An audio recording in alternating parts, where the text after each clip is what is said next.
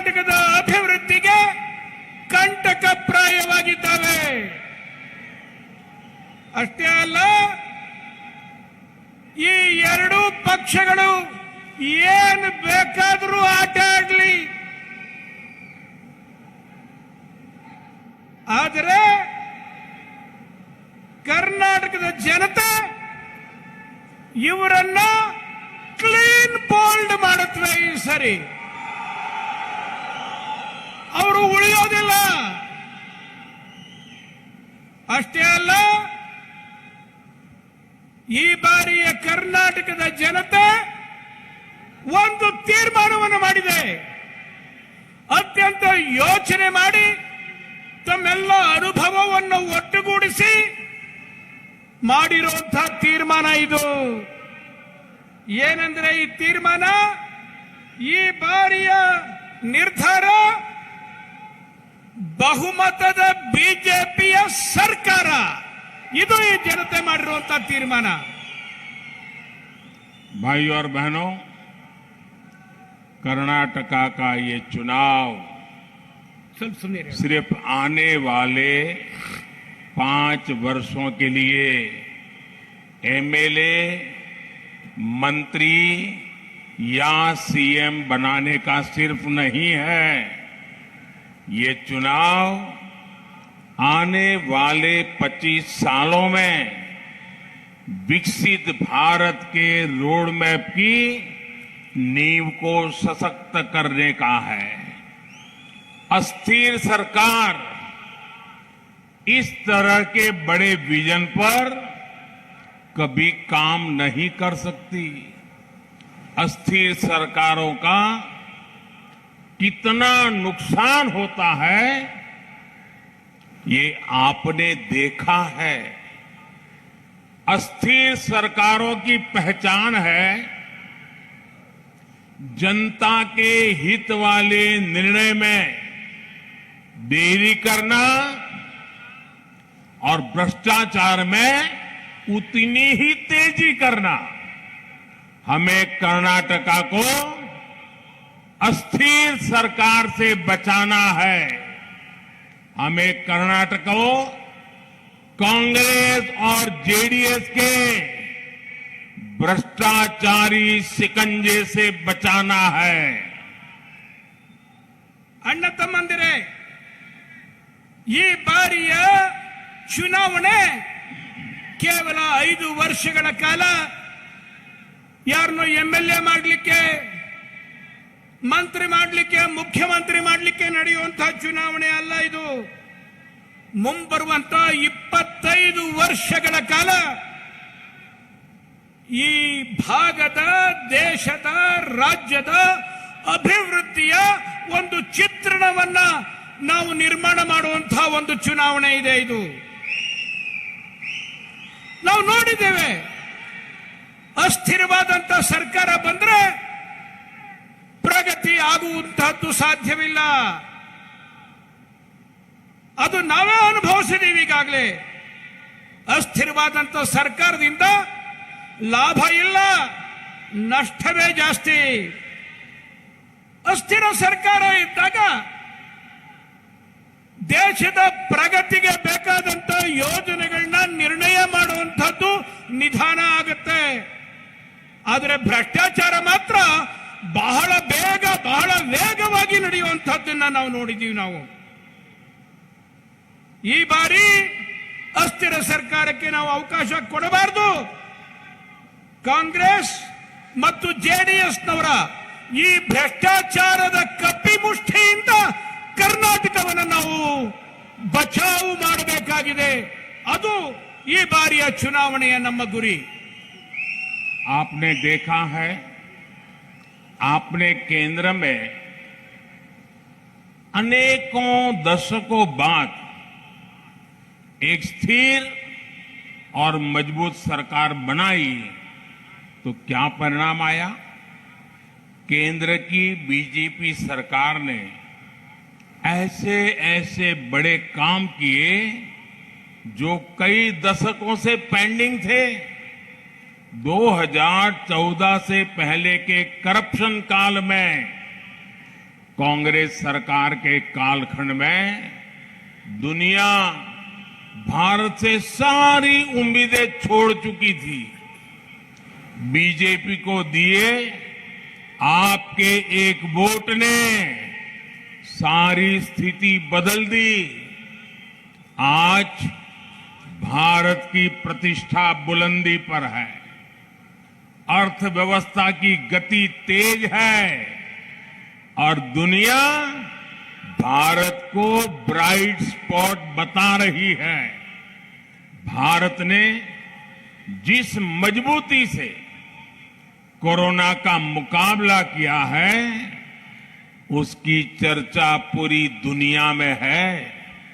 भारत ने दुनिया का सबसे बड़ा वैक्सीनेशन अभियान चलाकर अपना सामर्थ्य दिखा दिया है और हिंदुस्तान के करोड़ों लोगों को मुफ्त वैक्सीन दिया है। ನೀವೀಗಾಗಲೇ ನೋಡಿದಿರಿ, ಕೇಂದ್ರದಲ್ಲಿ ಒಂದು ಸ್ಥಿರ ಸರ್ಕಾರ ಬಂದ್ರೆ, ಆಡಳಿತ ನಡೆಸಿದ್ರೆ ಅದರ ಲಾಭ ಏನು ಅನ್ನುವಂಥದ್ದು ನಾವು ಕಂಡಿದ್ದೇವೆ. ಅನೇಕ ದಶಕಗಳ ನಂತರದಲ್ಲಿ ಕೇಂದ್ರದಲ್ಲಿ ಭಾರತೀಯ ಜನತಾ ಪಾರ್ಟಿಯ ಸಂಪೂರ್ಣ ಬಹುಮತದ ಸರ್ಕಾರವನ್ನ ನೀವು ನೋಡಿದ್ರಿ. ನೀವು 2014ಕ್ಕಿಂತ ಮುಂಚೆ ಕಾಂಗ್ರೆಸ್ ಸರ್ಕಾರದ ಕಾಲಖಂಡದಲ್ಲಿ ಏನೆಲ್ಲ ಭ್ರಷ್ಟಾಚಾರ ನಡೀತು, ಇದನ್ನ ನೋಡಿದಂತ ಪ್ರಪಂಚದ ಜನ ಭಾರತದ ಬಗ್ಗೆ ಎಲ್ಲ ಆಶೆಗಳನ್ನು ಬಿಟ್ಟು ಬಿಟ್ಟಿದ್ರು, ಯಾವುದೇ ಆಶೆ ಇಟ್ಕೊಂಡಿರಲಿಲ್ಲ. ಆದರೆ ನಿಮ್ಮ ಆ ಒಂದು ಓಟು 2014ರಲ್ಲಿ ಕೊಟ್ಟಂತ ಆ ಓಟು ಚಿತ್ರಣವನ್ನ, ಪರಿಸ್ಥಿತಿಯನ್ನ ಬದಲಾವಣೆ ಮಾಡಿಬಿಟ್ಟಿದೆ. ಇವತ್ತು ಪ್ರಪಂಚದಲ್ಲಿ ಭಾರತಕ್ಕೆ ತನ್ನದೇ ಆದಂತ ಪ್ರತಿಷ್ಠೆ, ಗೌರವ ಬೆಳೆದು ನಿಂತಿದೆ. ಇವತ್ತು ನಮ್ಮ ಅರ್ಥವ್ಯವಸ್ಥೆಯಲ್ಲಿ, ಆರ್ಥಿಕತೆಯಲ್ಲಿ ಬಹಳ ದೊಡ್ಡದಾದಂಥ ವೇಗ ನಿರ್ಮಾಣ ಆಗಿದೆ. ಇವತ್ತು ಭಾರತವನ್ನ ಒಂದು ಹೊಳೆಯುವ ಜಾಗವಾಗಿ, ಹೊಳೆಯುವ ನಕ್ಷತ್ರವಾಗಿ, ಬ್ರೈಟ್ ಸ್ಪಾಟ್ ಆಗಿ ಪ್ರಪಂಚ ನೋಡೋದನ್ನ ನಾವು ನೋಡ್ತಾ ಇದ್ದೀವಿ. ನಾವು ಮಜಬೂತಿಯಾದಂತಹದ್ದು ಒಳ್ಳೆಯ ಸರ್ಕಾರ ಇದ್ದಾಗ ಹೇಗಿರುತ್ತೆ ಅನ್ನೋದಕ್ಕೆ ಕರೋನಾ ಕಾಲದಲ್ಲಿ ನಾವು ನಡ್ಕೊಂಡಂತ ರೀತಿ ಇಡೀ ಪ್ರಪಂಚಕ್ಕೆ ಒಂದು ಮಾರ್ಗದರ್ಶಕವಾಗಿದೆ. ಇವತ್ತು ಇಡೀ ಪ್ರಪಂಚದಲ್ಲಿ ಅದರ ಬಗ್ಗೆ ಚರ್ಚೆ ನಡೀತಾ ಇದೆ. ಅಷ್ಟೇ ಅಲ್ಲ, ಈ ಒಂದು ವ್ಯಾಕ್ಸಿನೇಷನ್ ಅಭಿಯಾನ ಏನಿದೆ, ಅದು ಭಾರತದ ಸಾಮರ್ಥ್ಯ ಏನು ಅನ್ನೋದನ್ನ ಪ್ರಪಂಚಕ್ಕೆ ತೋರಿಸಿಕೊಟ್ಟಿದೆ. ಇವತ್ತು भाई और बहनों, बीजेपी का संकल्प कर्नाटका को भारत का नंबर 1 राज्य बनाने का है। इसलिए कर्नाटका में डबल इंजन की सरकार जरूरी है। जितने दिन यहां बेंगलुरु में कांग्रेस जेडीएस का गठबंधन रहा, कर्नाटका के विकास पर भी ब्रेक लग गया। जब कर्नाटका में डबल इंजन की सरकार बनी, तब यहां के विकास ने नई गति पकड़ी। साथियों, जैसे आपने केंद्र में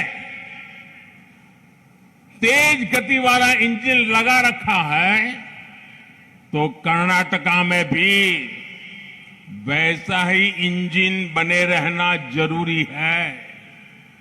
कांग्रेस का कमजोर और आउटडेटेड इंजन कभी कर्नाटका का विकास नहीं कर सकता।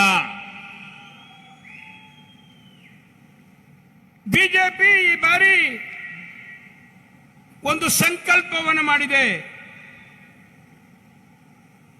ಕರ್ನಾಟಕವನ್ನ ಇಡೀ ದೇಶದಲ್ಲಿ, ಭಾರತ ದೇಶದಲ್ಲಿ ನಂಬರ್ 1 ರಾಜ್ಯವನ್ನಾಗಿ ಮಾಡಬೇಕು ಅನ್ನುವಂಥದ್ದು ಭಾರತೀಯ ಜನತಾ ಪಾರ್ಟಿಯ ಸಂಕಲ್ಪ. ಇದಕ್ಕೆ ಅತ್ಯಂತ ಅವಶ್ಯಕವಾದಂತಹದ್ದು ಡಬಲ್ ಇಂಜಿನ್ ಸರ್ಕಾರ ಬೇಕು. ಈ ಹಿಂದೆ ಕಾಂಗ್ರೆಸ್ ಮತ್ತು ಜೆಡಿಎಸ್ನ ಸರ್ಕಾರ ಇದ್ದಾಗ ಯಾವ ರೀತಿ ನಡೀತು ಅಂತ ನಾವು ನೋಡಿದ್ದೇವೆ. ಅವರು ಯಾವುದೇ ವಿಕಾಸವನ್ನ, ಅಭಿವೃದ್ಧಿಯನ್ನ ಮಾಡಲಿಕ್ಕೆ ಮನಸ್ಸನ್ನೇ ಮಾಡಲಿಲ್ಲ. ಅದಕ್ಕೆ ಬ್ರೇಕ್ ಹಾಕ್ತಾ ಇದ್ರು. ಆದ್ರೆ ಮತ್ತಿನ್ನೊಮ್ಮೆ ಡಬಲ್ ಇಂಜಿನ್ ಸರ್ಕಾರ ಬಂತು. ಸರ್ಕಾರ ಬಂದ ನಂತರದಲ್ಲಿ ಅಭಿವೃದ್ಧಿಯ ವೇಗ ಹೆಚ್ಚಾಗಿದ್ದನ್ನ ನಾವು ನೋಡ್ತಾ ಇದ್ದೇವೆ. ಅಷ್ಟೇ ಅಲ್ಲ, ಈ ಬಾರಿ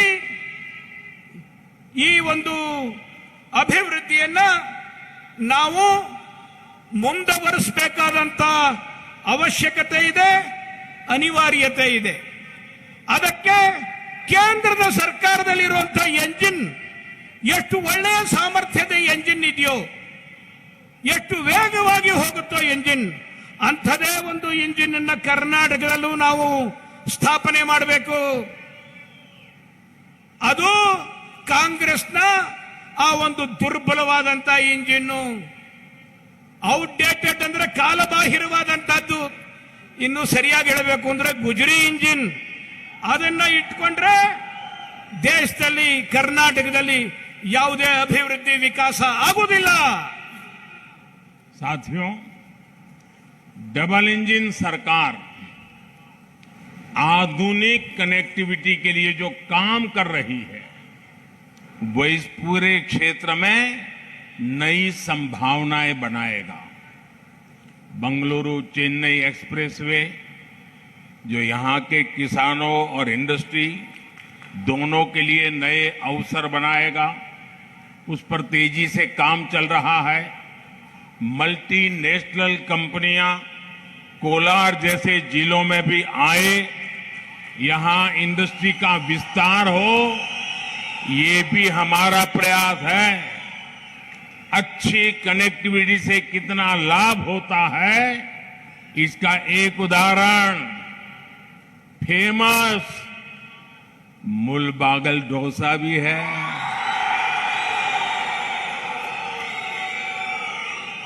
अच्छी कनेक्टिविटी ने इस डोसे का स्वाद दूर दूर तक पहुंचा दिया है.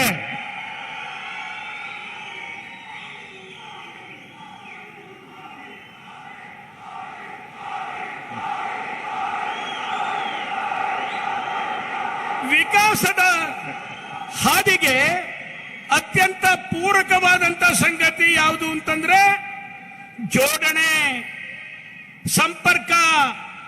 ಆ ಸಂಪರ್ಕ ಈ ಬಾರಿ ನಾವು ವಿಶೇಷವಾದಂತ ಮಹತ್ವವನ್ನು ನೀಡಿದ್ದೇವೆ. ನೀವೇ ಎಲ್ಲ ನೋಡ್ತಾ ಇದ್ದೀರಿ, ಗಮನಿಸಿದ್ದೀರಿ. ಬೆಂಗಳೂರು ಮತ್ತು ಚೆನ್ನೈ ಎಕ್ಸ್ಪ್ರೆಸ್ ಹೈವೇ ಬರ್ತಾ ಇದೆ. ಎಷ್ಟು ಬೇಗ ರಸ್ತೆ ನಿರ್ಮಾಣ ಆಗ್ತಾ ಇದೆ ಅನ್ನೋದನ್ನು ನೀವೆಲ್ಲ ನೋಡ್ತಾ ಇದ್ದೀರಿ. ಈ ರೀತಿಯಾದಂಥ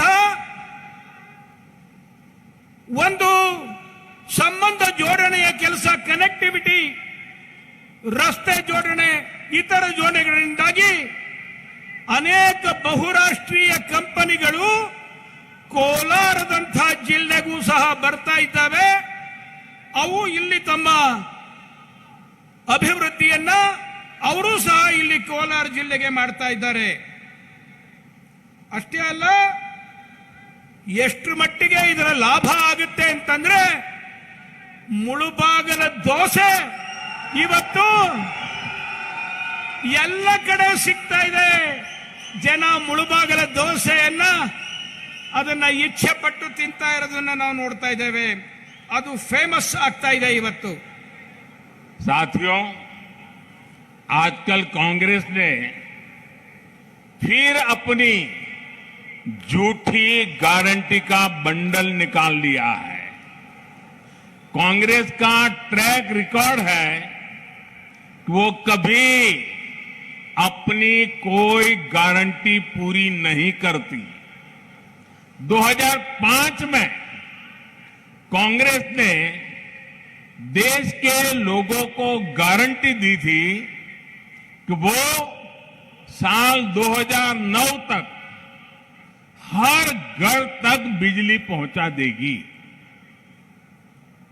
कांग्रेस ने 2014 तक शासन किया। उनके पास अपनी दी हुई गारंटी को पूरा करने के लिए करीब 1 दशक का समय था। 10 साल थे। 2014 में जब हमने सरकार बनाई तो हम दंग रह गए।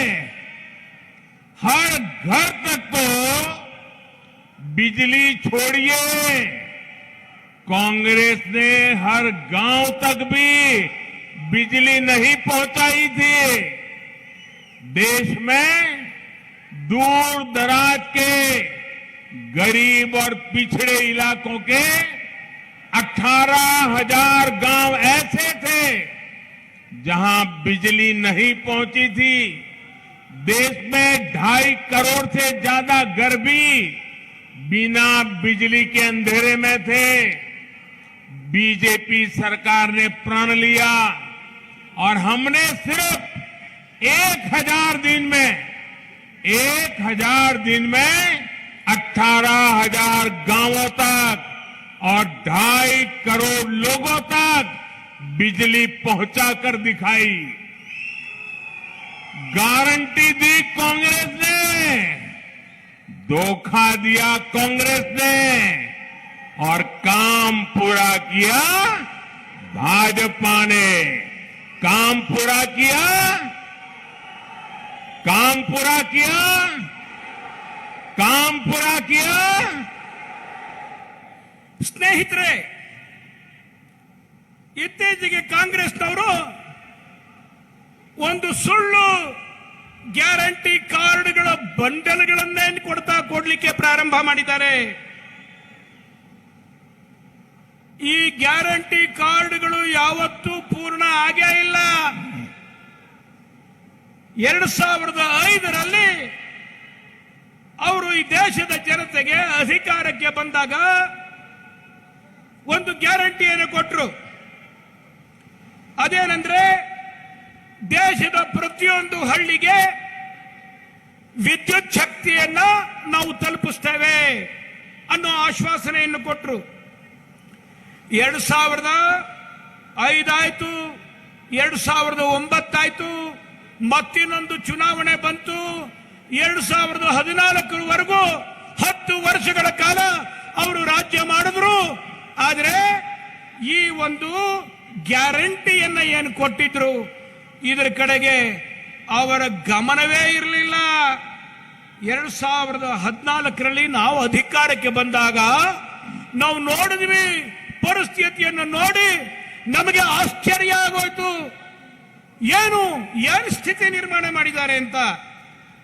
ಮನೆ ಮನೆ ತನಕ ವಿದ್ಯುತ್ ಅನ್ನು ತಲುಪಿಸೋದಿರಲಿ, ಹಳ್ಳಿಯವರೆಗೂ ಸಹ ಇವರು ವಿದ್ಯುತ್ ಅನ್ನು ತಲುಪಿಸಿರಲಿಲ್ಲ.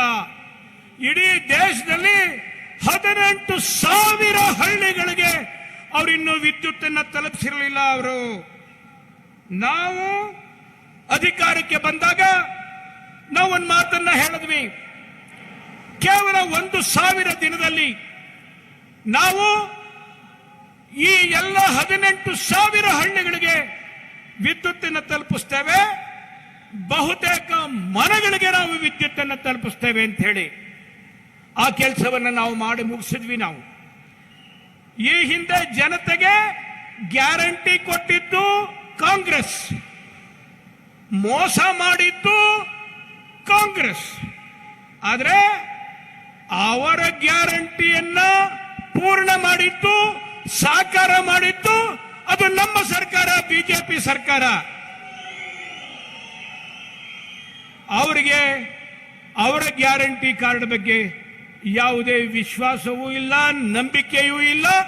ಬರೀ ಮೋಸ ಮಾಡುವುದಷ್ಟೇ ಅವರು ಕಲ್ತಿರುವಂತಹದ್ದು.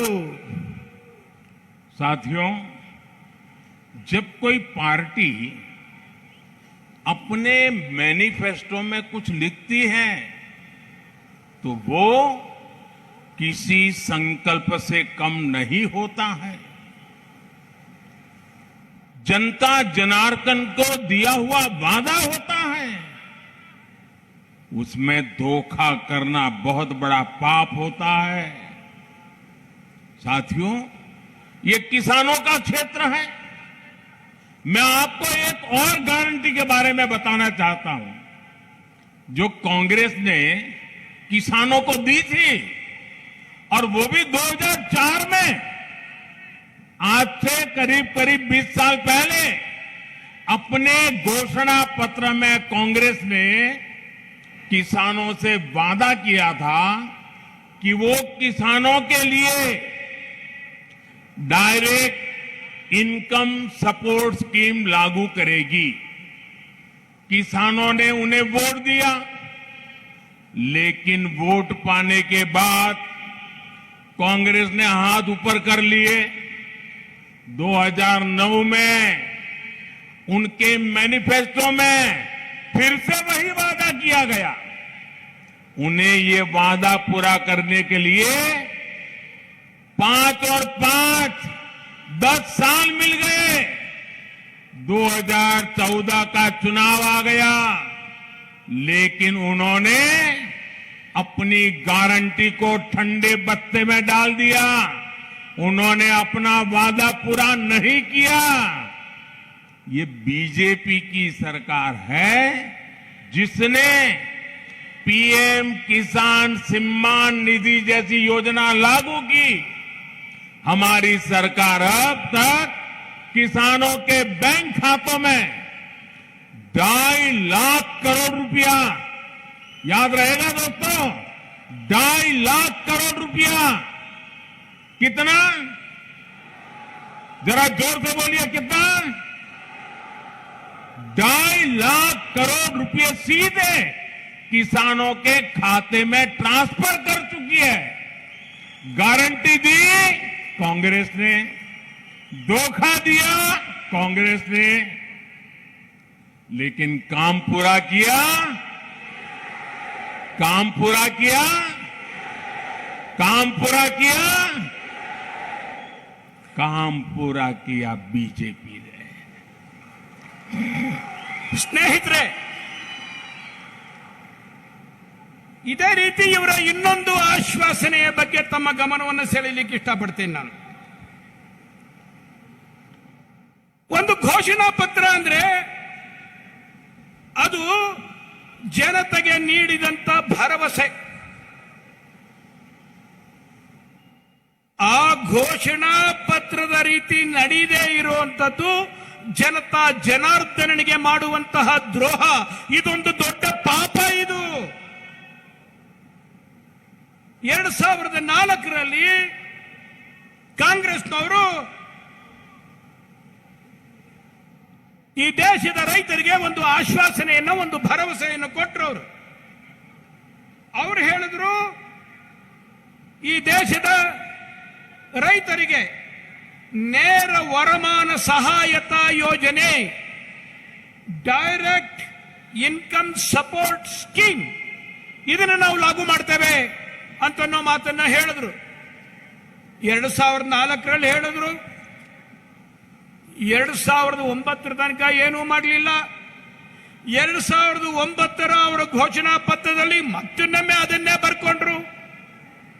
2014 ತನಕ ನೋಡಿದ್ವಿ, ಏನೂ ಮಾಡಲಿಲ್ಲ. ಅವರು ಯಾವುದೇ ರೀತಿಯಾದಂತಹ ಯೋಜನೆಯನ್ನೇ ತರಲಿಲ್ಲ. ಅವರು ಮ್ಯಾನಿಫೆಸ್ಟೋನಲ್ಲಿ ಬರೆದಿದ್ದು, ಆದರೆ ಇದರ ಬಗ್ಗೆ ಯಾವುದೇ ಯೋಜನೆಯನ್ನ ಕಾರ್ಯಗತ ಮಾಡುವಂತ ಮನಸ್ಸನ್ನೇ ಕೊಡಲಿಲ್ಲ ಅವರು.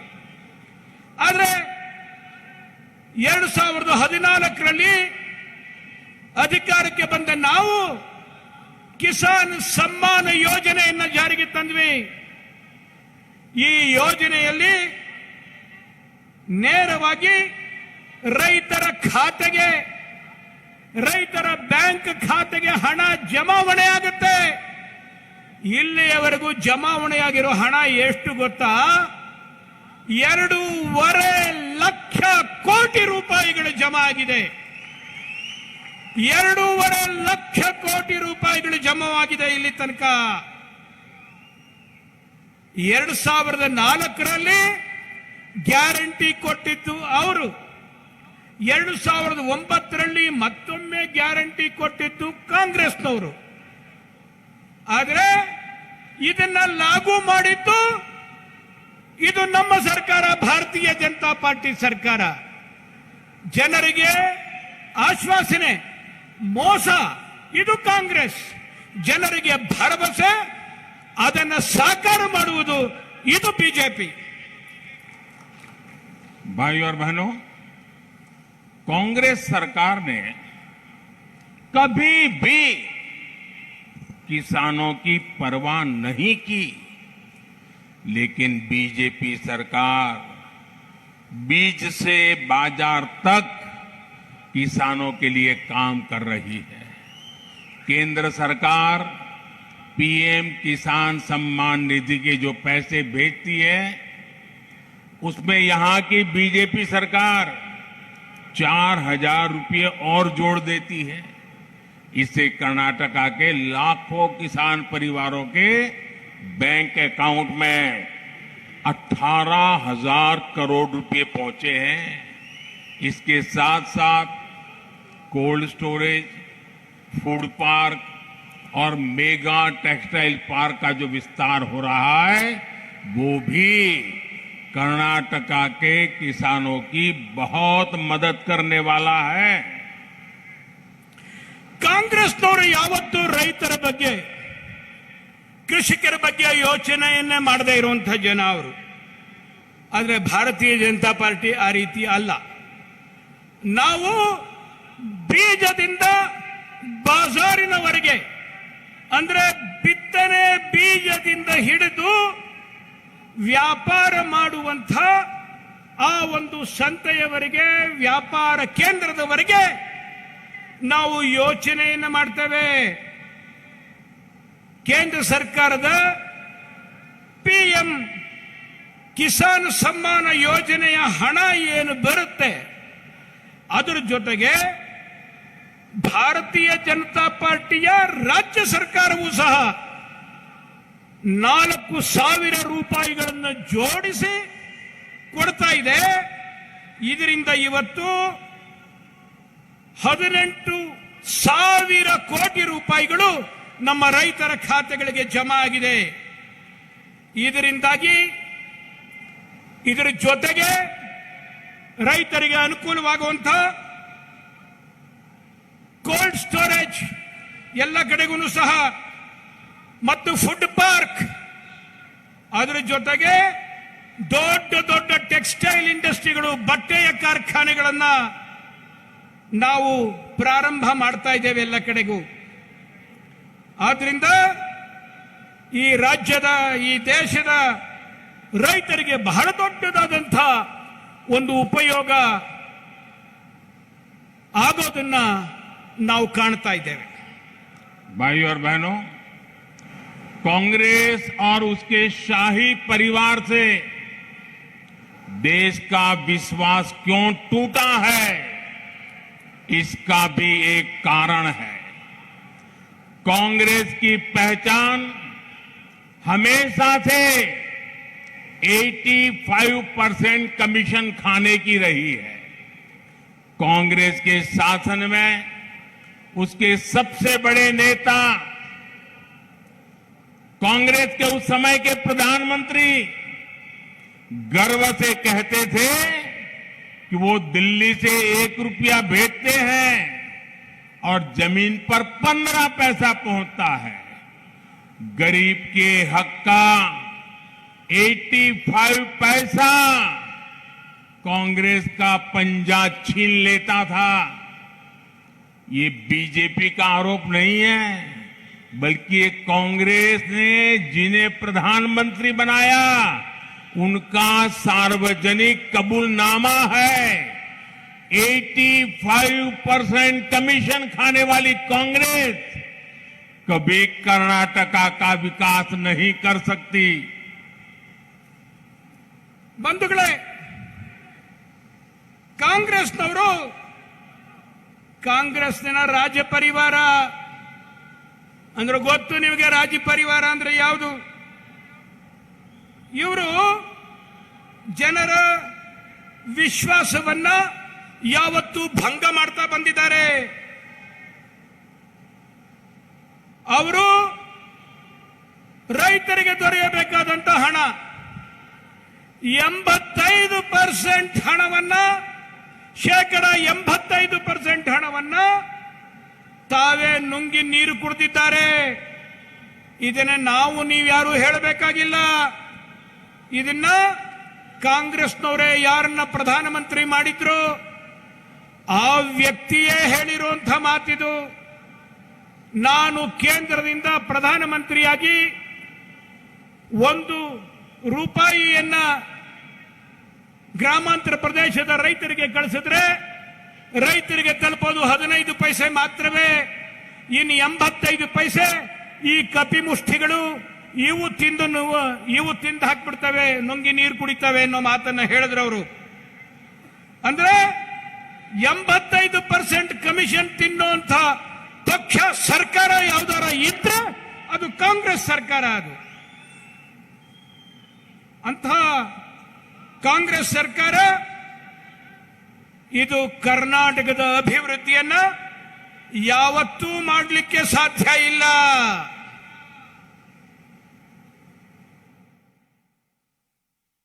साथियों, आज दिल्ली से बीजेपी की केंद्र सरकार जितना पैसा भेजती है वो हर लाभार्थी तक 100% पहुंचता है, 100% पहुंचता है। पिछले 9 वर्षों में हमने डिजिटल इंडिया की ताकत से अलग अलग योजनाओं के 29 लाख करोड़ रुपए 29 लाख करोड़ रुपए गरीबों के बैंक खातों में सीधे भेजे हैं। अगर 85% कमीशन खाने वाली कांग्रेस ही बनी रही, इसमें से 24 लाख करोड़ रुपये कभी गरीब तक नहीं पहुंच पाते। वो आप सोचिए, हमारी सरकार तो 9 साल पहले आई है, उससे पहले कितने लाखों करोड़ रुपए कांग्रेस नेताओं ने अपनी तिजोरी में भरे हैं। ಬಂಧುಗಳೇ, ಡಿಜಿಟಲ್ ಇಂಡಿಯಾ ಮೂಲಕವಾಗಿ ನಾವು ಕೇಂದ್ರದಿಂದ ಕಳಿಸುವಂತ ಹಣ, ಪ್ರತಿ ಪೈಸೆ ಹಣ ಯಾರಿಗೆ ಸೇರಬೇಕೋ ಅವರ ಬ್ಯಾಂಕ್ ಖಾತೆಗೆ ಜಮಾ ಆಗೋದನ್ನ ನಾವು ನೋಡ್ತಾ ಇದ್ದೇವೆ. ಕಳೆದ 9 ವರ್ಷಗಳಲ್ಲಿ ಬೇರೆ ಬೇರೆ ಯೋಜನೆಗಳ ಮೂಲಕವಾಗಿ ಈ ದೇಶದ ಬಡ ಜನತೆಗೆ ಅವರ ಅಕೌಂಟ್ಗಳಿಗೆ ನಾವು ಕಳಿಸಿರುವಂತಹ ಹಣ ಎಷ್ಟು ಗೊತ್ತಾ? 29 ಲಕ್ಷ ಕೋಟಿ ರೂಪಾಯಿಗಳನ್ನ ಕಳಿಸಿದ್ದೇವೆ. ಒಂದೇ ಒಂದು ನಯಾ ಪೈಸೆ ಅಲ್ಲಿ ಇಲ್ಲಿ ಹೋಗಿಲ್ಲ. ಇದು ಅಂದ್ರೆ ಹಿಂದಿನ ಸರ್ಕಾರ ಆಗಿತ್ತಿದ್ರೆ, ಕಾಂಗ್ರೆಸ್ ಸರ್ಕಾರ ಏನಾರ ಆಗಿದ್ರೆ 15% ಮಾತ್ರನೇ ತಲುಪ್ತಾ ಇದ್ದಿದ್ದು. 29 ಲಕ್ಷ ಕೋಟಿನಲ್ಲಿ 24 ಲಕ್ಷ ಕೋಟಿ ಲೂಟಿ ಆಗ್ತಾ ಇದ್ದಿದ್ದನ್ನ ನಾವು ಕಾಣಬಹುದಾಗಿದೆ. ಅಂದ್ರೆ ಯೋಚನೆ ಮಾಡಬೇಕು ನಾವು. ಈ 9 ವರ್ಷಗಳಲ್ಲಿ ನಾವು ಇಷ್ಟೆಲ್ಲ ಸಾಧನೆ ಮಾಡಿರ್ಬೇಕಾದ್ರೆ ಈ ಹಿಂದೆ ಅನೇಕಾರು ದಶಕಗಳ ಕಾಲ ಕೇಂದ್ರ ಸರ್ಕಾರದ ಯೋಜನೆಗಳಲ್ಲಿ ಕಾಂಗ್ರೆಸ್ನವರು ಎಷ್ಟು ಹಣವನ್ನ ಲೂಟಿ ಮಾಡಿದ್ದಾರೆ ಅನ್ನುವಂಥದ್ರ ಒಂದು ಪರಿವೆ ನಮಗಿರಬೇಕು, ಒಂದು ಯೋಚನೆಯನ್ನು ನಾವು ಮಾಡಬೇಕಾಗಿದೆ. साथियों, कांग्रेस ने गरीब, एससी, एसटी, ओबीसी के साथ, महिलाओं के साथ हमेशा अन्याय किया है। लेकिन आज मैं कर्नाटका की जनता का आभार व्यक्त करूंगा कि उसके एक वोट ने सारी स्थितियां बदलनी शुरू कर दी। आपने अपने एक वोट से वंचितों के खिलाफ अन्याय को दूर किया। आपके एक वोट से पहली बार लाखों एससी, एसटी, ओबीसी परिवारों को पक्का घर मिला। आपके एक वोट से पहली बार 10 करोड़ से ज्यादा लोगों को टॉयलेट की सुविधा मिली। आपके एक वोट से पहली बार 9 करोड़ से अधिक महिलाओं को मुफ्त गैस कनेक्शन मिला। आपके एक वोट से पहली बार 2.5 करोड़ लोगों को बिजली कनेक्शन मिला। आपके एक वोट से कोरोना के संकट काल में 80 करोड़ लोगों को मुफ्त राशन सुनिश्चित कराया। बीजेपी तुष्टीकरण के बजाय सत्तुष्टीकरण पर फोकस करती है। बीजेपी सरकार के लाभार्थियों का प्रचंड विश्वास शाही परिवार के हर झूठी गारंटी पर भारी पड़ने वाला है। ಬಂಧುಗಳೇ, ಕಾಂಗ್ರೆಸ್ನ ಸರ್ಕಾರದಲ್ಲಿ ಅತ್ಯಂತ ಹೆಚ್ಚು ವಂಚನೆಗೆ ಒಳಗಾದವರು ಅಂದ್ರೆ ಎಸ್ಸಿ, ಎಸ್ಟಿ, ಒಬಿಸಿ ಮತ್ತು ಮಹಿಳಾ ವರ್ಗದವರು. ಈ ವರ್ಗದವರ ಬಹಳ ದೊಡ್ಡ ಶೋಷಣೆಯನ್ನೇ ನಡೆದಿದೆ, ಇವರು ಮಾಡಿದ್ದಾರೆ. ನಮ್ಮ ಸರ್ಕಾರ ಬಂದ ನಂತರದಲ್ಲಿ ನಾವು ಕೋಟ್ಯಾಂತರ ಪಕ್ಕಾ ಮನೆಗಳನ್ನ, ಇಟ್ಟಿಗೆಯಿಂದ ಕಟ್ಟಿದಂತ ಪಕ್ಕಾ ಮನೆಗಳನ್ನ ನಾವು ಇಲ್ಲಿಯವರೆಗೂ ಈ ಹಿಂದುಳಿದ ವರ್ಗದವರಿಗೆ ನೀಡಿದ್ದೇವೆ. ಅಷ್ಟೇ ಅಲ್ಲ, ಈ ಹಿಂದುಳಿದ ವರ್ಗಕ್ಕೆ ಸೇರಿದಂತ 10 ಕೋಟಿಗೂ ಹೆಚ್ಚು ಮನೆಗಳಿಗೆ 10 ಕೋಟಿಗೂ ಹೆಚ್ಚು ಮನೆಗಳಿಗೆ ನಾವು ಟಾಯ್ಲೆಟ್ಗಳನ್ನ, ಸಂಡಾಸ್ಗಳನ್ನ ನಾವು ಇಲ್ಲಿಯವರೆಗೂ ನಿರ್ಮಾಣ ಮಾಡಿಕೊಟ್ಟಿದ್ದೇವೆ. ಅಷ್ಟೇ ಅಲ್ಲ, ಇಲ್ಲಿಯವರೆಗೆ 9 ಕೋಟಿ ಜನ ತಾಯಂದಿರಿಗೆ, ಮಹಿಳೆಯರಿಗೆ ನಾವು ಉಚಿತವಾಗಿ ಅಡುಗೆಯ ಅನಿಲವನ್ನ, ಗ್ಯಾಸ್ ಅನ್ನ ನೀಡಿದ್ದೇವೆ. ಅಷ್ಟೇ ಅಲ್ಲ, 2.5 ಕೋಟಿ ನಾವು ಮನೆಗಳಿಗೆ ನೇರವಾಗಿ ಇವತ್ತು ವಿದ್ಯುತ್ ಶಕ್ತಿಯನ್ನು ಸರಬರಾಜು ಮಾಡುವ ವ್ಯವಸ್ಥೆಯನ್ನು ಮಾಡಿದ್ದೇವೆ. ನಿಮ್ಮ ಆ ಒಂದು ಓಟು ಒಂದು ದೊಡ್ಡ ಬದಲಾವಣೆಯನ್ನು ಮಾಡಿದೆ. ಈ ದೇಶದಲ್ಲಿ 80 ಕೋಟಿ ಜನರಿಗೆ ಉಚಿತವಾದಂತ ರೇಷನ್ ಸಿಕ್ಕಿದೆ. ನಮಗೆ ಬಿಜೆಪಿ ಸರ್ಕಾರದವರಿಗೆ ತುಷ್ಟೀಕರಣದಲ್ಲಿ ಯಾರಿಗೋ ಖುಷಿ ಪಡಿಸೋದ್ರಲ್ಲಿ ನಮಗೆ ಸಮಾಧಾನ ಇಲ್ಲ. ನಮಗೆ ಅವರನ್ನ ತೃಪ್ತಿಗೊಳಿಸಬೇಕು, ಸಂತುಷ್ಟಗೊಳಿಸಬೇಕು ಅನ್ನೋದ್ರ ಕಡೆ ನಮ್ಮ ಚಿಂತೆ ಇದೆ. ಕಾಂಗ್ರೆಸ್ಸಿನ ಆ ರಾಜ್ಯ ಪರಿವಾರ ಇದೆಯಲ್ಲ, ಅದು ಬರೀ ಸುಳ್ಳು ಗ್ಯಾರಂಟಿಗಳನ್ನು ಕೊಡುವಂತಹ ಒಂದು ರಾಜ ಪರಿವಾರ ಅದು. भाइयों और बहनों, कांग्रेस भ्रष्टाचार में ही फलती फूलती है। इसलिए वो कभी भ्रष्टाचार के विरुद्ध कार्रवाई कर ही नहीं सकते। कांग्रेस ऐसी कोई योजना बना ही नहीं सकती जिसमें घोटाले ना हो। आज भी कांग्रेस के शाही परिवार, उसके करीबी लोग हजारों करोड़ के घोटाले में जमानत पर बाहर है। आप सोचिए, जो लोग करप्शन के आरोप में स्वयं जमानत पर बाहर है, वो आज कर्नाटक में आप करके उपदेश दे रहे हैं, जिसके शीर्ष नेता ही भ्रष्टाचार के आरोपों में गिरे हो। जिस शाही परिवार के सदस्य जमानत पर बाहर हो, वो कांग्रेस भ्रष्टाचारियों के विरुद्ध कार्रवाई नहीं कर सकती। मैं आपको एक आंकड़ा दूंगा। 2014 से पहले के 9 वर्षों में कांग्रेस सरकार के दौरान भ्रष्टाचारियों की सिर्फ 5,000 करोड़ रुपए की संपत्ति जब्त की गई, जबकि बीते 9 वर्षों में देश को लूटने वालों की 1,00,000 करोड़ रुपए से अधिक की संपत्ति बीजेपी सरकार जब्त कर चुकी है। भ्रष्टाचार के विरुद्ध सबसे तेज प्रहार बीजेपी ही कर सकती है। ಬಂಧುಗಳೇ, ಕಾಂಗ್ರೆಸ್ನವರು ಯಾವತ್ತೂ ಭ್ರಷ್ಟಾಚಾರದ ವಿರುದ್ಧ ಯಾವುದೇ ಕಾರ್ಯಕ್ರಮವನ್ನಾಗಲಿ ಯೋಜನೆಯನ್ನಾಗಲಿ ಅಥವಾ ಯಾವುದೇ ರೀತಿಯಾದಂತಹ ಕಾರ್ಯವಾಹಿಯನ್ನಾಗಲಿ ಮಾಡಲಿಕ್ಕೆ ಸಾಧ್ಯ ಆಗುವುದಿಲ್ಲ. ಯಾಕೆ ಅಂತಂದ್ರೆ ಕಾಂಗ್ರೆಸ್ನವರು ಮಾಡುವಂತ ಪ್ರತಿಯೊಂದು ಯೋಜನೆಯಲ್ಲಿಯೂ ಸಹ ಭ್ರಷ್ಟಾಚಾರ ಹುದುಗಿದೆ, ಅಡಗಿದೆ, ಭ್ರಷ್ಟಾಚಾರ ಇದ್ದೇ ಇದೆ.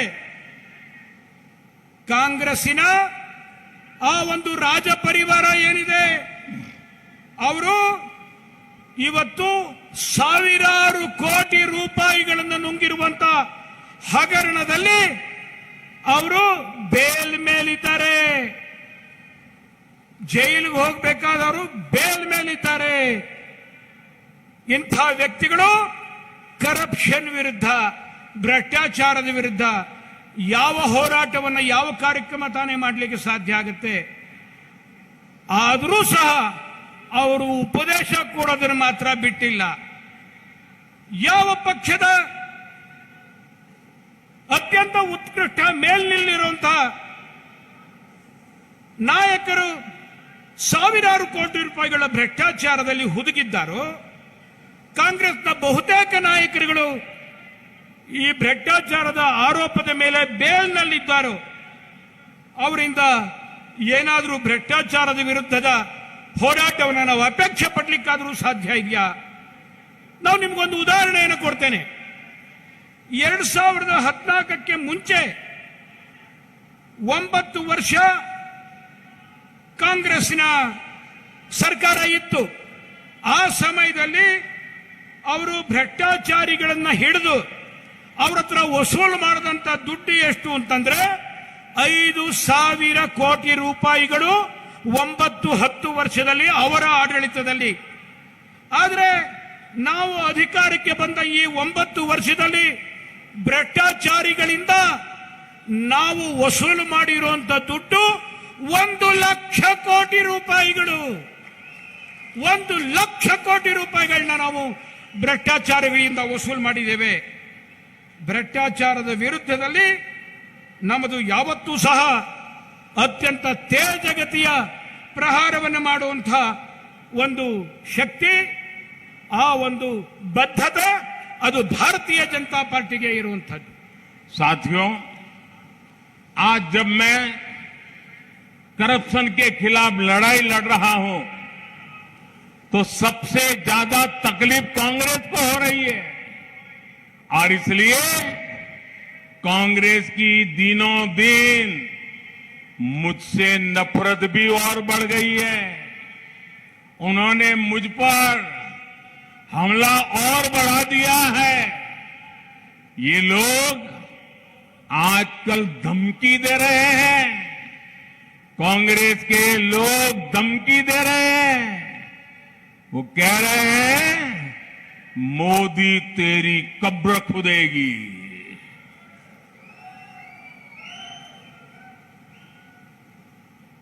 अब कर्नाटका का चुनाव में इनका सबसे बड़ा मुद्दा क्या है? चुनाव में कांग्रेस का सबसे बड़ा मुद्दा सांप है। सांप के जहर का है। मेरी तुलना ये लोग सांप से कर रहे हैं और जनता से वोट मांग रहे हैं। लेकिन भाइयों बहनों, सांप तो भगवान शंकर के गले की शोभा है। और मेरे लिए देश की जनता ईश्वर का रूप है, शिव का ही स्वरूप है। इसलिए ईश्वर रूपी जनता के गले का सांप होना भी मुझे स्वीकार है। लेकिन मैं जानता हूं संतों और संस्कारों की धरती कर्नाटका के लोग कांग्रेस के इस गाली गलौज का चोट भरा जवाब वोट के माध्यम से देकर के उनके इन सारे मंसूबों को चूर चूर कर देंगे।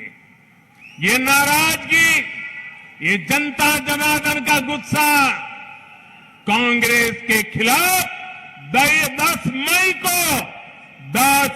को पोलिंग बूथ पर बढ़ चढ़ करके निकलने वाला है। ಬಂಧುಗಳೇ,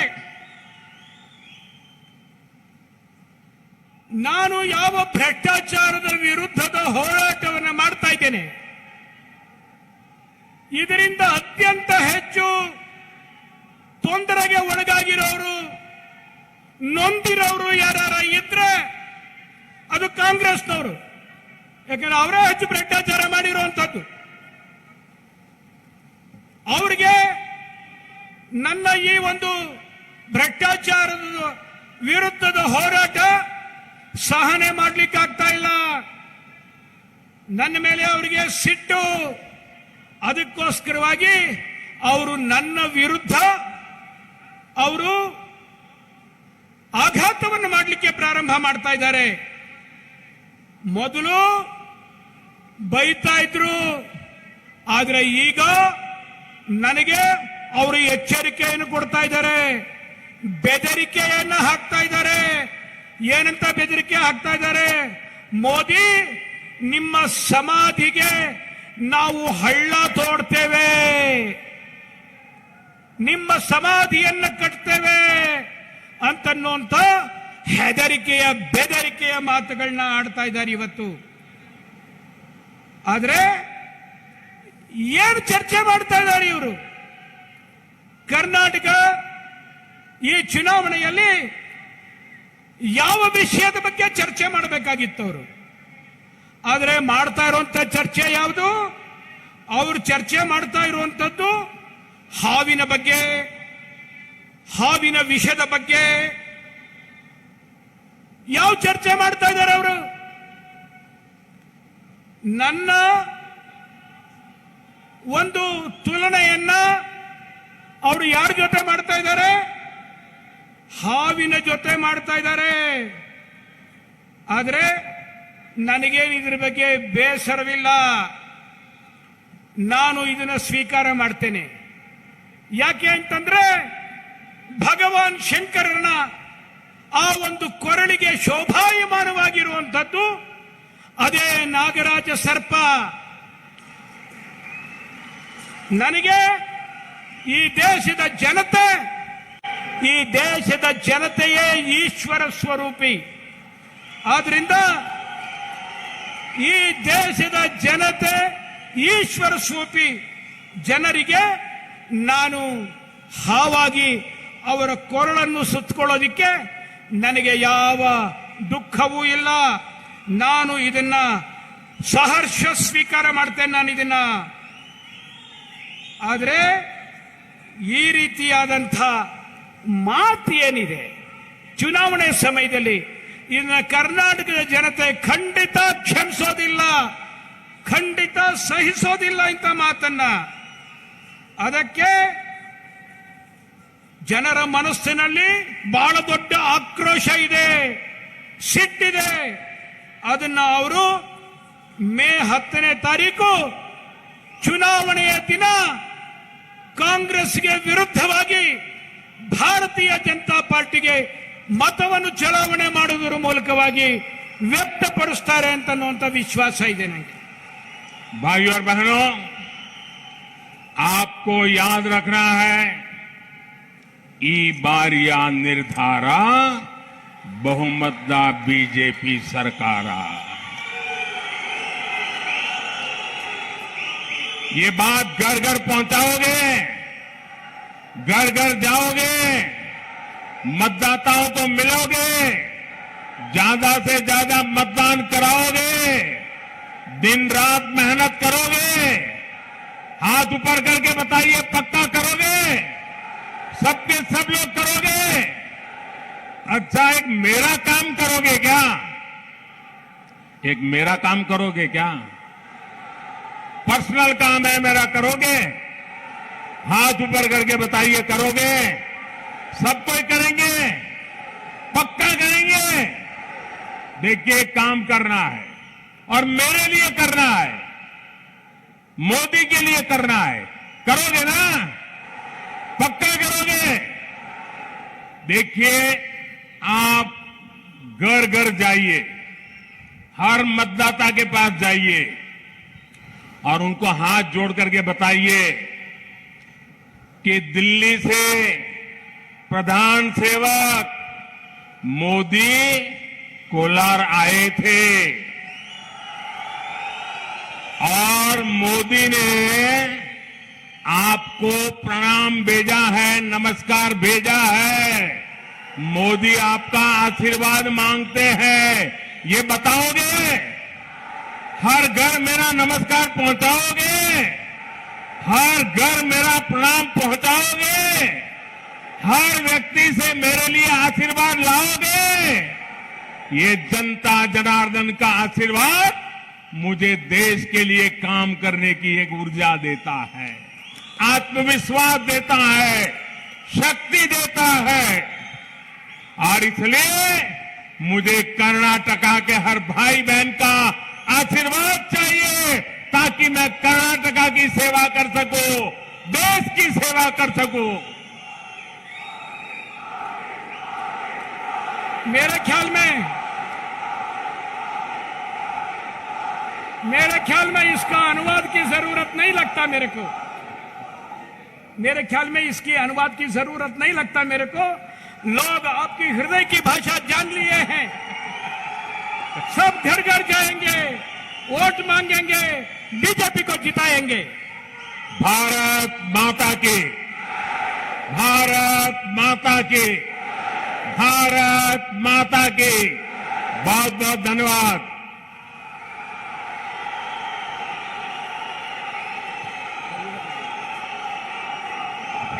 ಡಬಲ್ ಇಂಜಿನ್ ಸರ್ಕಾರದಿಂದ ಕರ್ನಾಟಕಕ್ಕೆ ಆಗಿರ್ತಕ್ಕಂಥ ಉಪಯೋಗಗಳನ್ನ ತಿಳಿಸಿಕೊಟ್ಟೆ.